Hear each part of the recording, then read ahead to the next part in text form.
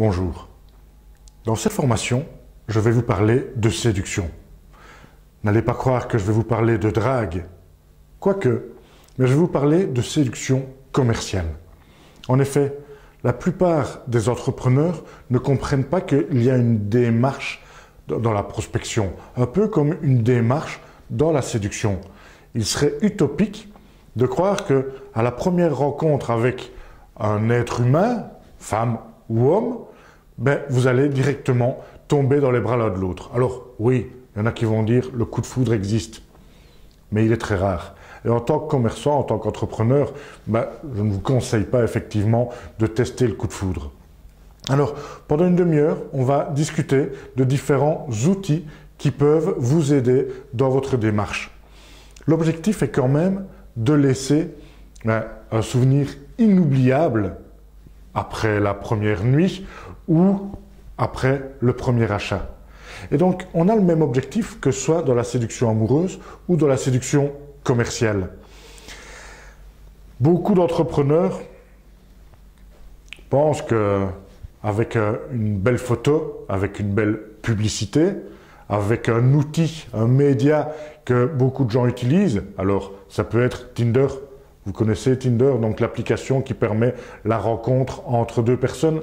Mais n'importe quel média, la publicité, TV, radio, etc., beaucoup d'entrepreneurs pensent que c'est vraiment la solution infaillible. Et donc, le rêve de l'entrepreneur, c'est que ça matche directement. Effectivement, qu'il y ait un coup de foudre, que les deux personnes disent « Ok, on veut établir une relation amoureuse ou une relation commerciale. » La réalité de l'entrepreneur, c'est que la publicité ne fonctionne pas si bien que ça. Et je suppose que sur Tinder, il y a quand même pas mal de personnes qui se disent « Ok, j'attends un match, j'attends que quelqu'un dise « Oui, j'ai envie d'aller plus loin dans la relation, de démarrer une relation. » Mais malheureusement, il n'y en a pas. Et donc, que font les personnes sur Tinder? Elles agrandissent, elles continuent à faire de la publicité, elles agrandissent un petit peu leur prospection en essayant d'atteindre plus de personnes. Est-ce que c'est la bonne solution? Moi, je vous garantis que non. C'est pas en essayant d'atteindre plus de personnes qu'on va plus facilement trouver preneur, trouver chaussure à son pied, trouver un client. Mais c'est en établissant une démarche logique. Et donc, l'art de la séduction, c'est se faire connaître et puis se faire apprécier et puis à un certain moment, aller à l'achat ou aller dans la première relation possible. Et c'est pas moi qui vais le dire. Je vais laisser notre bronzé préféré le dire. Mais oublie que tu n'as aucune chance. Fonce. On ne sait jamais. On ne sait jamais. Dans une relation commerciale, avoir cette philosophie-là, que beaucoup d'entrepreneurs ont, c'est un réel désastre. Et donc, il faut absolument que vous puissiez vous dire, tiens, comment est-ce qu'on va établir une relation sur du long terme? Le premier truc à faire, c'est effectivement de se faire connaître. Oui, on va développer de la notoriété. Et donc, on peut utiliser les médias classiques. Je vous donnerai quelques exemples par la suite. Mais c'est ici que tout va jouer. C'est dans cette séduction, dans cette crédibilité, dans cette confiance, dans effectivement cette drague. Mais c'est aussi qu'est-ce qu'on va dire de vous. Est-ce que vous êtes au bon endroit, au bon moment? Et puis alors après, on passera effectivement à l'achat et on terminera avec l'expérience client. C'est ces différentes étapes-là qui vont faire en sorte que le prospect va vous connaître, va vous apprécier et va acheter votre produit. Et puis alors après, il partagera sans doute son expérience. Et donc, ces dernières années, on est passé d'un marketing de l'attention, donc j'essaye de capter l'attention, donc avec Tinder, je fais une belle photo, etc. Et j'essaye de toucher le maximum de personnes. On est passé d'un marketing de l'attention à un marketing de l'intention. Et effectivement, l'intention, c'est quoi? C'est si vous avez l'intention de vous informer par rapport à mon produit ou service, ou si vous avez l'intention d'acheter mon produit, alors je dois être au bon endroit, au bon moment, mais surtout je dois avoir une image de marque positive, une image de marque de confiance qui va vous donner confiance, alors que ce soit avec la presse, avec des témoignages de clients, etc. Mais je ne peux pas attendre simplement en disant « Tiens, ben, j'espère qu'il me trouvera ». Non. Vous devez vous positionner au bon endroit. Commençons avec la première étape de la démarche. La première étape, c'est effectivement de stimuler votre marché, de vous faire connaître. Pas vu, pas pris. Donc il faut être vu, effectivement, pour pouvoir entamer la deuxième étape. Et il existe différents outils que je vais en énumérer quelques-uns, puisqu'on est plus dans une prospection digitale, je vais plus parler du digital, mais on va voir qu'il y a d'autres manières de se faire connaître. Et alors, la première manière, ben, c'est effectivement d'utiliser Google. Alors vous allez me dire, on parle tout le temps de Google, oui. En Europe, 90% des personnes utilisent Google. Donc Google a 90% de part de marché en Europe. Pas aux États-Unis. Aux États-Unis, il y a d'autres moteurs de recherche comme Bing. Bing qui a 40% de part de marché. Mais en Europe ici, oui, je vais utiliser Google, qui a compris avant tout le monde le marketing de l'attention. Puisque Google vous propose de Google AdWords, donc la publicité Google, en disant « Je peux vous référencer » de manière payante, bien entendu, c'est souvent un paiement par clic. Je peux vous référencer quand l'internaute tape différents mots-clés dans le moteur de recherche. Par exemple, magasin de chaussures Bruxelles. Eh bien, vous allez apparaître à ce moment-là. Donc, c'est au bon moment, puisqu'il y a une intention d'information ou une intention d'achat. Je vous conseille d'être vigilant par rapport à votre investissement Google, puisque c'est un retour sur investissement, un ROI, Return on Investment, vraiment appréciable. Continuons avec le digital et une autre société qui a pignon sur rue. Vous connaissez tous Facebook avec ces fameux Facebook Ads, c'est-à-dire ces publications sponsorisées. Ici, Facebook ne vous propose pas de dire, ben, quand on parle, et encore ça va arriver, hein, quand on parle peut-être de magasins à Bruxelles en disant tiens, est-ce que quelqu'un connaît un bon magasin à Bruxelles pour la chaussure, acheter des chaussures pour mes enfants? Mais ça va arriver, cette possibilité d'apparaître avec une publication sponsorisée, pour l'instant pas encore. Mais Facebook vous propose une publicité ultra ciblée. Et donc, si vous savez que votre cœur de cible, donc votre potentiel surconsommateur à tel ou tel profil, par exemple les femmes de 35 à 50 ans qui ont 2 enfants, qui habitent en ville et qui aiment bien telle ou telle marque de vêtements, mais je peux uniquement pour ce profil-là apparaître dans une publication sponsorisée. Et donc vous êtes à peu près sûr, puisque c'est vraiment votre cœur de cible, que votre publicité va les intéresser. Tant qu'on est dans les réseaux sociaux, pourquoi pas utiliser LinkedIn si on travaille en B2B, c'est-à-dire de professionnel à professionnel. Et effectivement, on voit ici une publication que moi, j'ai partagée au mois de septembre, et on voit que j'ai atteint 16 447 personnes. Et ce qui est appréciable, c'est très bien, hein, 16 447 personnes, je suis très content. Donc 36 commentaires, 47 j'aime, beaucoup de personnes qui ont partagé. Mais ce qui est vraiment appréciable, c'est qu'on peut remarquer ici que la plupart des personnes qui ont vu cette publication sur LinkedIn, sur le réseau LinkedIn, ce sont des personnes qui sont en deuxième niveau de relation. Donc ce sont des relations de mes relations. Donc je me fais connaître par des personnes qui ne me connaissaient pas encore auparavant. Et tout ça de manière entièrement gratuite. Alors est-ce que ça veut dire qu'elles vont tout de suite venir acheter mon produit ou mon service? Non. Mais elles savent que j'existe. Si vous louez un bien ou si vous vendez un bien immobilier, bien entendu, il y a des portails, des plateformes qui sont incontournables secteur par secteur. Ici, je vais prendre, sans le citer, ImoWeb. Et effectivement, il y a des agences immobilières maintenant qui n'ont même plus de site internet, qui fonctionnent par Facebook, par ImoWeb et qui proposent effectivement des biens à la vente là où les gens sont en fait. Donc, puisqu'on est dans un marketing de l'intention, les personnes qui ont l'intention d'acheter ou de louer un bien vont aller sur ImoWeb ou vont aller sur Facebook pour pouvoir aller chercher de l'information, puisqu'on sait bien qu'il y a plus de 2 milliards maintenant de membres sur Facebook, donc sûrement que je trouverai de l'information là-bas. Maintenant, il n'y a pas que le digital qui compte. On est dans un monde digital et donc il y a aussi des foires, des salons, etc. Si je suis constructeur de voitures, ben, il faut que je sois au salon de l'auto. Si je suis dans le bâtiment, il faut que je sois à un salon du bâtiment en Belgique, Batibo ou ce genre de choses. Donc les personnes qui ont l'intention de s'informer ou l'intention d'acheter seront là. Il faut que j'y sois aussi. Il faut que je sois vu là où les personnes veulent me trouver absolument. YouTube, on parlait de Google tout à l'heure, YouTube qui est quand même un moteur de recherche utilisé beaucoup par les internautes pour avoir des tutoriels, des formations comme celle-ci.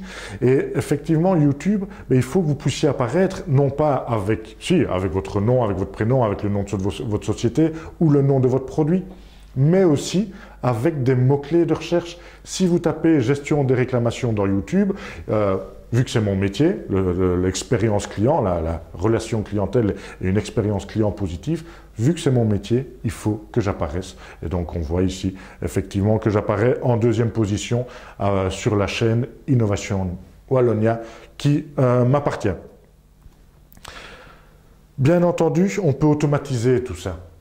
Et il existe de plus en plus de sociétés spécialisées dans ce qu'on appelle des funnels. Alors, c'est quoi encore ce terme marketing? C'est simplement des entonnoirs de vente. Et ces entonnoirs de vente, mais ça va être de simplement être présent là où il faut être présent. Et puis alors, des leads, donc des personnes contacter, en faire des suspects, des prospects, en faire des clients tout à la fin.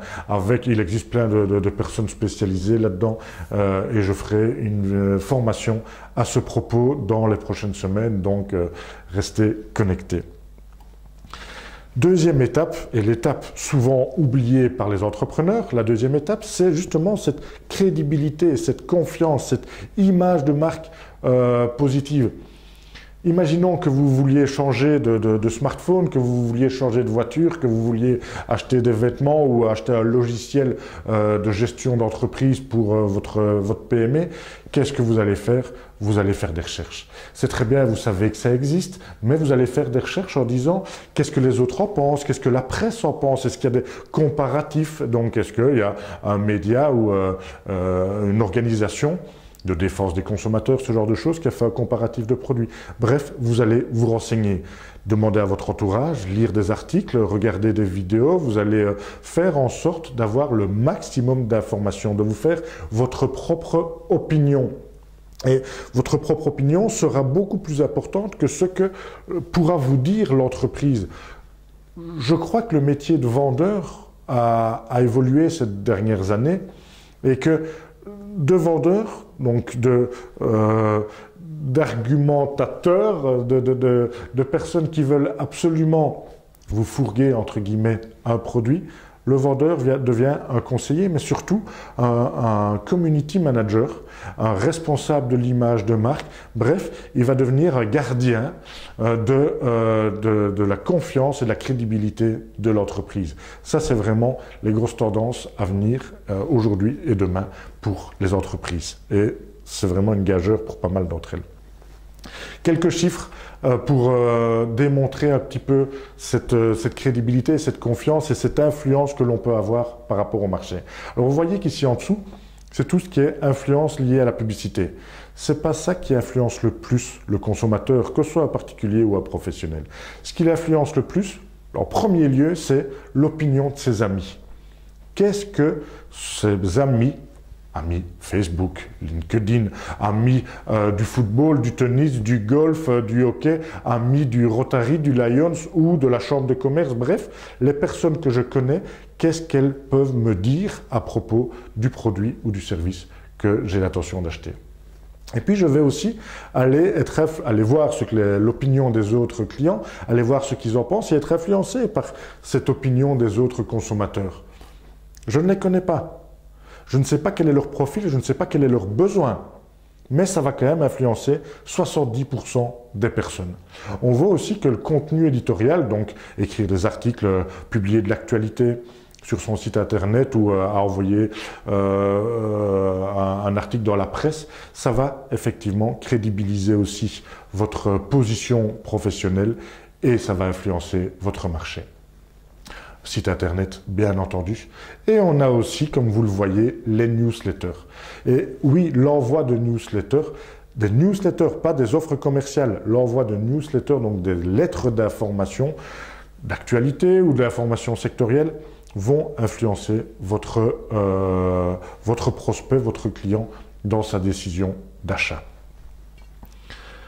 Quelques outils que vous pouvez utiliser. Donc ici, on voit sur le site internet de mon ami Fred Colantonio qu'il a publié des témoignages qu'il a pris lors de conférences qu'il donne. Et donc, il interviewe les personnes qui ont assisté à ces conférences. Et rien qu'en regardant ces témoignages-là, j'ai qu'une envie, c'est de m'inscrire. Donc, c'est de passer à la troisième étape de la drague, de l'art de la séduction. Troisième étape, c'est effectivement d'entamer une relation commerciale ou amoureuse avec mon partenaire.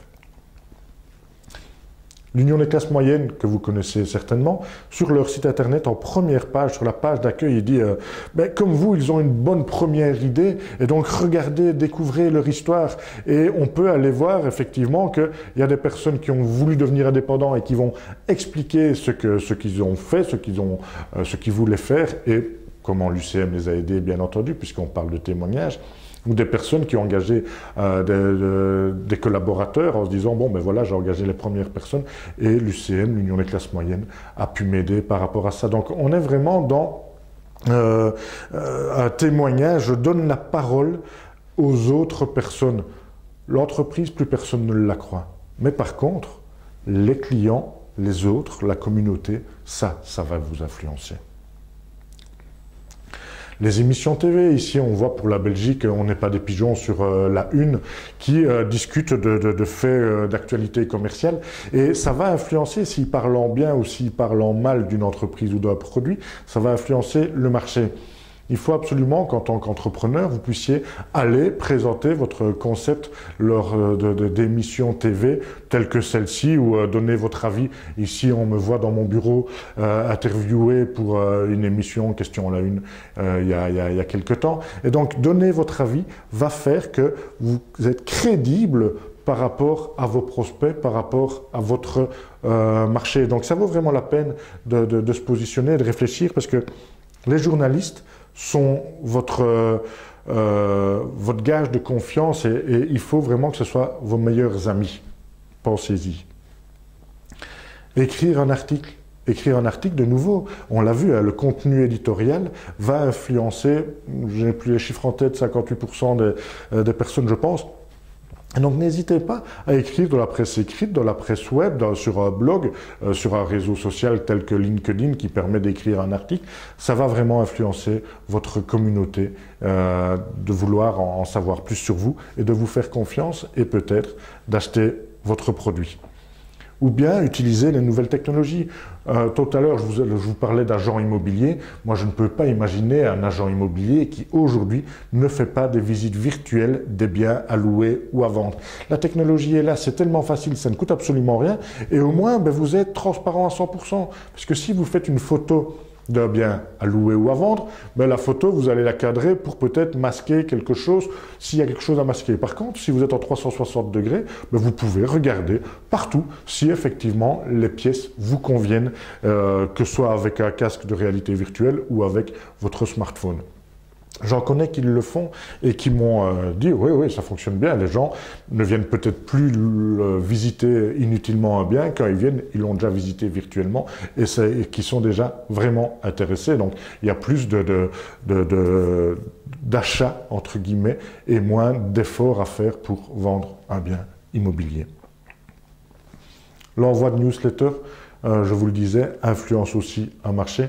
Alors, utilisez des outils d'envoi tels que MailChimp, il en existe plein d'autres. Gratuits la plupart du temps, dans un premier temps, si vous n'avez pas trop de contacts.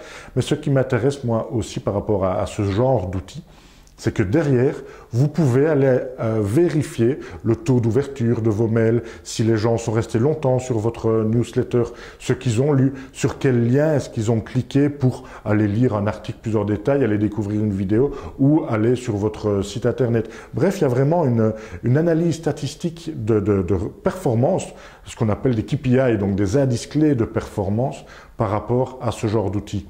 Ne balancez pas sans vérifier le retour sur investissement des actions. Ne balancez pas de la publicité ou n'investissez pas sans vérifier vraiment le retour. Troisième étape de la démarche de séduction, mais c'est l'achat. C'est très bien parce qu'ils vous connaissent, ils vous font confiance, mais il faut absolument passer à l'action et entamer une relation amoureuse ou commerciale. De nouveau, différents outils. Le premier, c'est créer une expérience client positive. Là, vous connaissez cette enseigne de sport et ils font tout pour que l'expérience soit positive. Ils vont ouvrir bientôt ici dans une ville wallonne, en Belgique, ils vont ouvrir un nouveau magasin de 6000 m² si mes souvenirs sont bons, avec sur le toit tous des terrains de sport, de tennis, de basket, etc. pour pouvoir tester leurs produits, pour pouvoir créer une expérience. Eux, ce qu'ils veulent vraiment, hein, c'est que les enfants aillent faire du skateboard, essayent les vélos, etc. Quand vous allez dans cette enseigne-là, chez Decathlon, ben vous voyez vraiment que c'est une expérience positive et ça favorise bien entendu l'achat, donc ça pousse à l'achat. Les gens repartent satisfaits, hein, mais repartent avec le produit qu'ils étaient venus chercher. CBC qui dit sur leur site internet, bon ben voilà, vous êtes sur mon site internet, donc vous avez eu vent de nous, vous savez qu'on existe, vous appréciez sans doute nos produits, mais maintenant, ben, entamons la relation. Comment pouvons-nous vous aider? Et vous pouvez, grâce à un chat, entrer en relation avec eux. Un de mes clients à la Maison du Voyage a en partie digitalisé sa stratégie et il y a un chat, donc une boîte à dialogue sur leur site internet. Et donc on voit ici, lors d'une formation, j'avais fait un test en disant, bon ben voilà, est-ce que tu es là? Oui. Et donc on voit Isabelle qui dit, oui, je suis là, je suis au téléphone, je te réponds tout de suite, etc. Donc on voit effectivement qu'il y a ce lien qui se crée. Et toutes les entreprises que j'ai pu accompagner et qui ont intégré ce lien, cette conversation, cette possibilité de dialogue sur le site internet ou avec d'autres médias, les réseaux sociaux, etc., m'ont tous dit, ça, effectivement, incite à l'achat. Les gens ont confiance et ils viennent plus facilement auprès de vous. Et avec beaucoup d'outils comme ça, on peut avoir une trace de la conversation qui est envoyée, ici dans ce cas-ci, directement par mail. Donc vous le voyez, avec la conversation qui apparaît. Et ça vaut la peine. Bon, j'appellerai pas ça, voici la transcription de notre chat, mais voici la transcription de notre conversation peut-être, puisque les gens ne disent peut-être pas nécessairement chat et pensent à l'animal. Zalando qui est sur son site internet, alors vous allez me dire, oui, moi je suis un petit commerçant, je n'ai pas la possibilité de... Si, justement, prenez exemple sur des plus grosses entreprises. La Maison du Voyage, c'est aussi une petite entreprise, mais qui utilise les bons outils. Ici, utilisez, si vous avez un site d'e-commerce, utilisez les bons outils tels que Zalando les utilise. Zalando fait tout sur son site internet pour vous rassurer. Et donc, ils vont mettre service client gratuit, livraison gratuite, retour gratuit sous 30 jours. Et ils vont aussi aller mettre, on a des awards, on est certifié, etc. Donc, on ne peut que leur faire confiance, puisqu'effectivement, tout est certifié par des organismes reconnus. Si vous avez un club de sport, si vous êtes une profession libérale, avocat, ou si vous êtes médecin, architecte, et qu'on doit pouvoir prendre rendez-vous avec vous, n'hésitez pas à mettre un agenda partagé sur votre site internet, que les gens puissent réserver eux-mêmes un rendez-vous et que vous les incitez à ça. Ok, le rendez-vous est pris, donc on va pouvoir aller plus loin dans la relation commerciale. Faites-le, incitez, donc c'est ce qu'on appelle des call to action, des appels à l'action. Incitez vos prospects à à démarrer la relation d'une manière ou d'une autre avec vous. Ici, on voit pour un agenda partagé, pour un prof dans une école de golf. Ma Management Academy, vous le savez, je suis dans la formation et je mets à disposition des vidéos pédagogiques telles que celle-ci à travers différents médias, que ce soit YouTube ou que ce soit ma plateforme managementacademy.tv. Et ça favorise l'achat puisque les gens disent ok, je le fais, j'achète ou je visionne quand je veux, où je veux, je suis dans le train, je suis chez moi le soir dans mon canapé, je suis au travail et à n'importe quel moment je peux me former grâce à cette plateforme Management Academy TV. Donc oui, c'est de nouveau un incitant à l'achat, un incitant à l'utilisation du produit. Quatrième étape et dernière étape de la démarche, c'est cette expérience. J'ai acheté le produit, est-ce que l'expérience est positive? Et il faut absolument que vous puissiez écouter votre marché pour avoir ce retour d'expérience en disant est-ce que c'est positif ou pas? Est-ce que je dois m'améliorer ou pas? Parce que s'ils ne le disent pas chez vous, qui sont contents ou mécontents, ils le diront de toute manière. Et s'ils doivent aller brûler votre image de marque, votre crédibilité sur les réseaux sociaux ou à travers la presse ou à travers des organisations de défense, mais ça va être difficile après d'améliorer, de retrouver de la crédibilité par rapport à votre marché. Pourquoi pas mettre un livre d'or à disposition puisque vos clients, si vous avez un restaurant, un musée, si vous êtes architecte, si vous avez une entreprise dans la construction, peu importe, donnez la possibilité à vos clients de s'exprimer. Un client mécontent s'exprimera, il cherchera à s'exprimer. Un client content, il sera content de s'exprimer, mais il ne va pas par tous les moyens chercher à s'exprimer. Si vous lui dites êtes-vous satisfait de notre relation commerciale? Et qui dit oui, je veux bien partager mon témoignage par rapport à ça. Son témoignage va devenir un incitant pour les prospects en disant oh oui, ok, j'ai vu que tel était satisfait, donc ça m'intéresse aussi de pouvoir entrer en relation et acheter le produit. Je reviens avec CBC qui dit entrons en dialogue et si vous avez une réclamation, une plainte, c'est un cadeau pour nous. Pourquoi? Une réclamation est un cadeau? Oui, un vrai cadeau. Vous savez, vous remettre en question grâce à un client qui réclame.